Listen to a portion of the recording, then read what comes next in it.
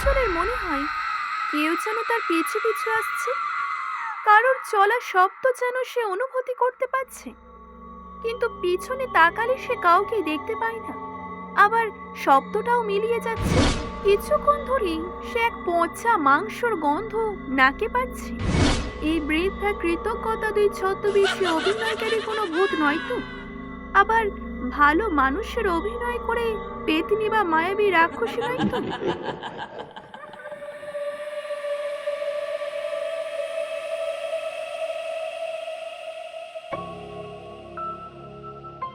কাহিনীটি আমি শুনেছিলাম আমার বড় মামার কাছ থেকে। কাজে তিনি যেমন করে আমাকে বলেছিলেন আমি তেমন করে আপনাদেরও বলি। শীতের ভোরে কমলা নাতিকে ঘুম থেকে তুলে দুক্কা দুক্কা বলে রওনা করলেন। কলকাতায় একটি বেসরকারি সংস্থায় চঞ্চল চাকুরি করে। শুশুনি থেকে হেঁটে সমুদ্রগড় স্টেশনে সকাল 7টার ট্রেন ধরলে 10টা কিংবা 10:15টায় কর্মস্থল যাওয়া সম্ভব। দেরি হলেই ম্যানেজার সাহেব প্রচন্ড বকাবকি করেন এবং বেতন কেটে নেওয়ার হুমকিও দেন। যাওয়ার পথ প্রধানত কালুই গ্রাম। যেতে যেতে শীতের দিনেও পূবের আকাশ ফর্সা হয়ে যায়। আজকে বেশ অন্ধকার, শুক্লা তৃতীয়ার চাঁদ আকাশে তখনও উজ্জ্বল। কালুই গ্রাম পেরিয়ে এক মস্ত পুকুর উঁচু পার। প্রতি সোমবার এই পথে চঞ্চল কত গেছে, কিন্তু আজকে কেমন যেন তার গাটা ছমছম করছে, মাঝে মাঝে গায়ে কাঁটাও দিচ্ছে। কি যেন ভয় মনে চেপে বসেছে তার। চঞ্চল কিন্তু বেশ সাহসী ছেলে।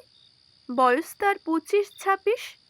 সে ব্রাহ্মণ, কিন্তু গোড়া নয়। বলতে গেলে পৈতার ধার সে ধারে না। আজ পৈতা ধরে ঘন ঘন গায়ত্রী মন্ত্র নীরবে জপ করছে। কি হলো তার?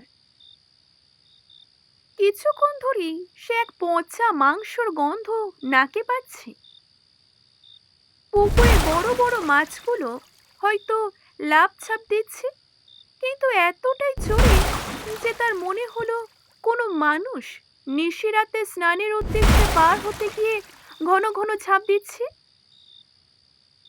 চঞ্চলের মনে হয় কেউ যেন তার পিছু পিছু আসছে। কারোর চলা শব্দ যেন সে অনুভূতি করতে পারছে, কিন্তু পিছনে তাকালে সে কাউকে দেখতে পায় না। আবার শব্দটাও মিলিয়ে যাচ্ছে। আবার হাঁটলে ফের সে শব্দ পাচ্ছে। সামনে ঘন কুয়াশার সামনে বেশ রাস্তা অস্পষ্ট। মাঝে মধ্যে কুকুরের কাতর ডাক শোনা যাচ্ছে। এত শীতের মধ্যেও চঞ্চল কাতরভাবে ঘেমে চলেছে। হন হন করে হেঁটে চলেছে সে। কিছুক্ষণ হাঁটার পরই চঞ্চল দেখল কি অদ্ভুত কাণ্ড। আবার সেই পুকুর যেটা সে এই কিছুক্ষণ আগে অতিক্রম করলো। চঞ্চলের ভয়ে পা টলমল করছে। অজানা ভয়ে বুকে কাঁপুনি ধরেছে, যেন শ্বাসরোধ হয়ে আসছে। সেই পচা গন্ধ আগে যেমন টের পেয়েছিল, তারপরই যেন কেউ তার পিছু নিয়েছিল, কিন্তু দেখা যায়নি। যেন কোনো অদৃশ্য অশরীরই।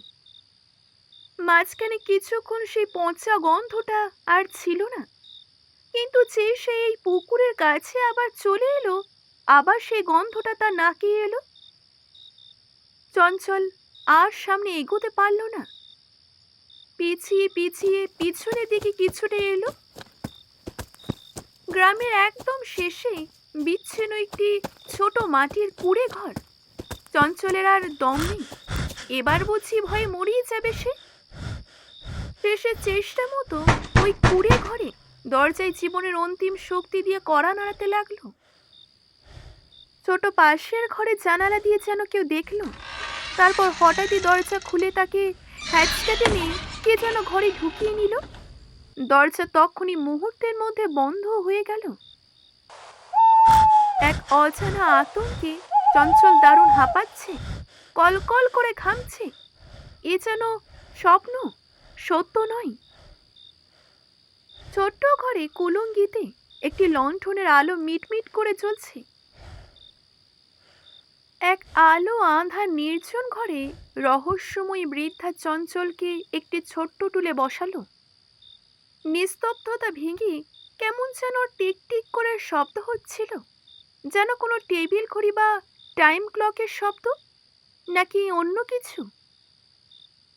বৃদ্ধা তখন লণ্ঠনের আলো কুলুঙ্গি থেকে এনে চঞ্চলের খুব কাছে এসে তার মুখ অনেকক্ষণ ধরে নিরীক্ষণ করল।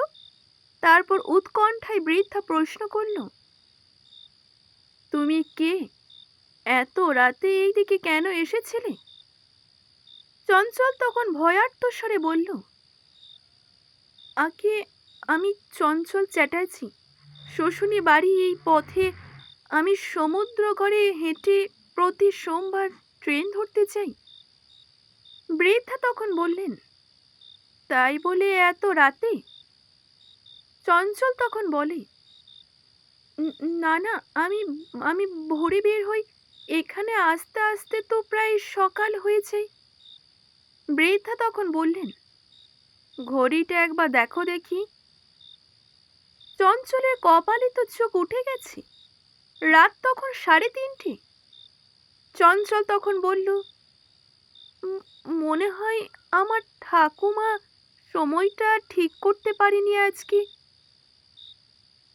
বৃদ্ধা আর কোনো কথা বললেন না। তিনি তার স্টোভে দুধ গরম করে এক গ্লাস চঞ্চলকে দিল। তারপর বলল, এই নাও, দুধটা খেয়ে নাও, সকাল হলে বের হবে খন। এখন এ ঘরে থাকো, আর কোনো বিপদ নেই। তুমি ব্রাহ্মণের ছেলে, ভগবান তোমায় বাঁচিয়েছেন, আর আমিও আল্লাহর কাছে প্রার্থনা করি, নিষ্ঠা ভরে তাই তোমাকে সাহায্য করছি।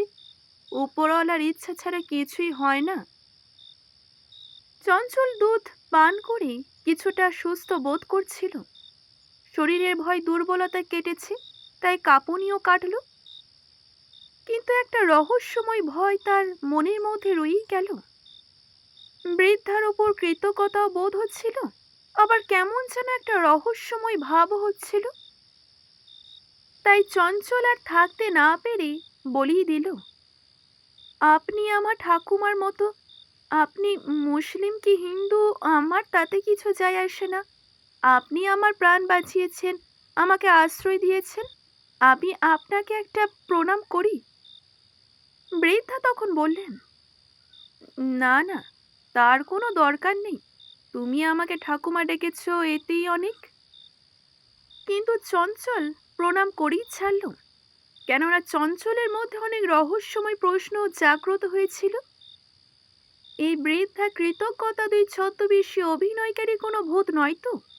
আবার ভালো মানুষের অভিনয় করে পেতনি বা মায়াবী রাক্ষসী নয় তো? তাছাড়া এত নির্জন গ্রাম থেকে দূরে কেন সে একাকিনী হয়ে এখানে আছে? আর কেনই বা তার কড়া নাড়ার শব্দে তৎক্ষণাৎই জানালা খুলল? আর কেনই বা তার ঘরে একটা টেবিল ঘড়ি, যেটা তো আমাদের বাড়িতেও নেই? বৃদ্ধার সমানে তার দিকে তাকিয়ে তাকিয়ে মিটমিট করে হাসছিল, আর ততই চঞ্চলের ভয় করছিল। কিন্তু বৃদ্ধার এক কথাই সব ভয় দূর হলো। বৃদ্ধা বলল, আজ আমার স্বামীর আকাঙ্ক্ষা পূর্ণ হলো। এই গ্রাম ছেড়ে দূরে বাড়ি করতে আমাকে স্বপ্নে আবেদন করেন উনি। উনি ভীষণ ধার্মিকও ছিলেন, তাই হিন্দুদের ওপর খুবই শ্রদ্ধা ছিল ওনার। ওই যে উঁচু উঁচু পুকুরের পাড়গুলো দেখতে পাচ্ছ, ওটা কবরখানা। দিনে কোনো সমস্যা নেই, পুকুর পাড়ের বন ঝোপে ঘুরে বেড়াও, কোনো ভয় নেই। কিন্তু বিশেষ বিশেষ তিথিতে রাত 12টা থেকে ভোর অবধি অনেকক্ষণ অলৌকিক ঘটনা ঘটে। অতৃপ্ত অশরীরী জলে ছাপ মারার মতো শব্দ করে। অতৃপ্ত অশরীরী জলে ছাপ মারার মতো শব্দ করে, নরমাংস পচার গন্ধ ছড়ায়, মানুষকে গোলক ধাঁধায় ফেলে, সুযোগ পেলেই ওই জলে ফেলে দেয়, আর তখন মরা ছাড়া আর কোনো উপায় থাকে না। চঞ্চল তখন বৃদ্ধাকে থামিয়ে বলল, আচ্ছা ঠাকুমা, এখানে এই পুকুরে কোনো মানুষ মারা গেছে দেখেছ? বৃদ্ধা তখন জানালেন, আগে হ্যাঁ, আমি তো এখানে 6 বছর ধরে ঘরে রয়েছি। তারই মধ্যে 3জনই পুকুর জলে ডুবে মারা যায়। তাদের চিৎকারও শুনেছি, কিন্তু তোমার মতো আশ্রয় আমার কাছে কেউ চায়নি। আমি তাদের সাহায্য করতে পারিনি, তাই আমার দুঃখ। আমার স্বামীর এখানেই কবর আছে। অশরীরী হলেও তিনি আগের মতোই সৎ। তাই বিপদগ্রস্ত মানুষের পিছু পিছু গিয়ে দুষ্টু অশরীরীর হাত থেকে বাঁচানোর চেষ্টা করে। চঞ্চল তখন বলল, ও, তার মানে যিনি আমার পিছু পিছু আসছিলেন তিনি। বৃদ্ধা তখন ব্যাকুল স্বরে বলল, তুমি তুমি শুনতে পেয়েছিলে? হ্যাঁ ঠাকুমা, আমি তো ওই ভয়েই তোমার ঘরে কড়া নাড়ি। পুকুরে মানুষের ঝাঁপ দেওয়ার মতো কেমন শব্দ হচ্ছিল যে। কিছুক্ষণের মধ্যেই বৃদ্ধা বললেন, দেখো বাবা, পূবের আকাশে আলো দেখা দিয়েছে। তুমি এবারে রওনা হও, না হলে ট্রেন পাবে না। বৃদ্ধা দরজা খুলে পুকুর পার করিয়ে বিদায় নিলেন। তার চোখে জল। তিনি বললেন, এত রাতে আর কখনো আসবে না বাবা। তুমি ভুলেও যদি কখনো চলে আসো তাহলে এই বুড়ি ঠাকুমার ঘরে রাত কাটিয়ে যেও। চঞ্চল তখন বৃদ্ধাকে নমস্কার করে বলল, তোমার কোনো চিন্তা নেই ঠাকুমা। তোমার সাথে আমি আজীবন সম্পর্ক রাখবো, আর যাবার পথে আশীর্বাদ নিয়ে যাব। বৃদ্ধার দু চোখ আনন্দ অশ্রুতে ভরে গেল। কথা আর বের হলো না। খুব জোরে জোরে হাত নেড়ে বিদায় জানালেন। যেন ঠিক মনে হলো তার যেন খুব আপনজনকে তিনি বিদায় জানাচ্ছেন। এখানেই শেষ করলাম। যদি ভালো লেগে থাকে অবশ্যই একটি লাইক করবেন, শেয়ার করবেন এবং কেমন লাগলো জানাতে ভুলবেন না। ধন্যবাদ।